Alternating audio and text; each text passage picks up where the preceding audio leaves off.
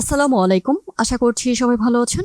আজকে আমি শেয়ার করব একদম ঘরোয়া স্টাইলে তৈরি সুস্বাদু রেসিপি হাঁসের মাংস রান্না। রেসিপিটা খুব সহজ আর স্বাদে অসাধারণ। চলুন তাহলে শুরু করা যাক। এখানে তেলে পেঁয়াজ ভেজে নিচ্ছি, 2টা পরিমাণ তেজপাতা দিয়ে দিয়েছি। এবার মশলা কষানোর জন্য সামান্য পরিমাণ পানি দিয়ে দিয়েছি। এখানে আমি দিয়ে দিচ্ছি আদা রসুন বাটা একসঙ্গেই দিয়ে দিয়েছি। এবার দিয়ে দিচ্ছি আমি এখানে শুকনো মরিচ বাটা। শুকনো মরিচটা পরিমাণে 2 চা চামচ পরিমাণ দিয়ে দিচ্ছি। হাঁসের মাংস একটু ঝাল হলে ভালো লাগে, কারণ হাঁসের মাংস যদি একটু ঝাল কম হয় তাহলে কিন্তু খেতে অত বেশি ভালো লাগে না। এবার দিয়ে দিচ্ছি আমি জিরা বাটা, জিরা এবং গরম মশলা একসাথেই বেটে দিয়ে দিচ্ছি এখানে। এবার দিয়ে দিচ্ছি পরিমাণ মতো লবণ দিয়ে তারপরে আমি দিয়ে দিব হলুদের গুঁড়া পরিমাণ মতো।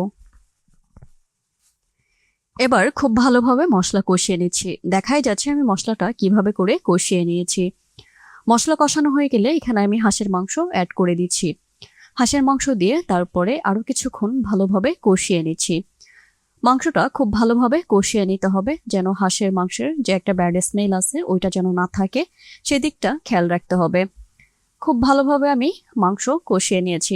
দেখাই যাচ্ছে আমি কিভাবে করে মাংস কষিয়ে নিচ্ছি।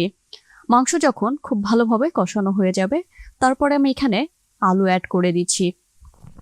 আলু দিয়ে একটু ভালোভাবে নাড়াচাড়া করে দিচ্ছি, তারপরে খুব ভালোভাবে কষিয়ে নিব। একটু সময় ধরে চুলার জাল কমিয়ে দিয়ে তারপর আমি কষিয়ে নিচ্ছি। দেখাই যাচ্ছে আমি কিভাবে করে আলু এবং মাংস কষিয়ে নিচ্ছি। খুব ভালোভাবে যখন কষানো হয়ে যাবে এরপরে আমি এখানে পুরোপুরিভাবে রান্না করার জন্য পানি দিয়ে দিব।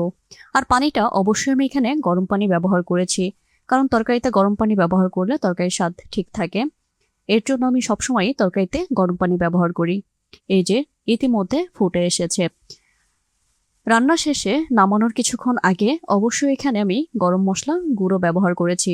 গরম মশলা গুঁড়ো এবং জিরার গুঁড়া ব্যবহার করলে তরকারির স্বাদ আরো বেশি দ্বিগুণ বেড়ে যায়। ইতিমধ্যে আমার হাঁসের মাংস রান্না করা কমপ্লিট হয়ে গিয়েছে। প্রিয় দর্শক, এই ছিল আমার আজকের হাঁসের মাংস রান্নার রেসিপি। আশা করি রেসিপিটা আপনাদের ভালো লেগেছে। রেসিপিটা যদি ভালো লাগে তাহলে অবশ্যই একটা লাইক দিন এবং বন্ধুদের সাথে শেয়ার করুন। কমেন্টে জানাতে ভুলবেন না আমার এই হাঁসের মাংস রান্নার রেসিপিটা কেমন হয়েছে। পরবর্তী রেসিপিতে আবার দেখা হবে ইনশাল্লাহ। সবাই ভালো থাকবেন, সুস্থ থাকবেন। সবাইকে অসংখ্য ধন্যবাদ আমার ভিডিওটা দেখার জন্য। আল্লাহ হাফেজ।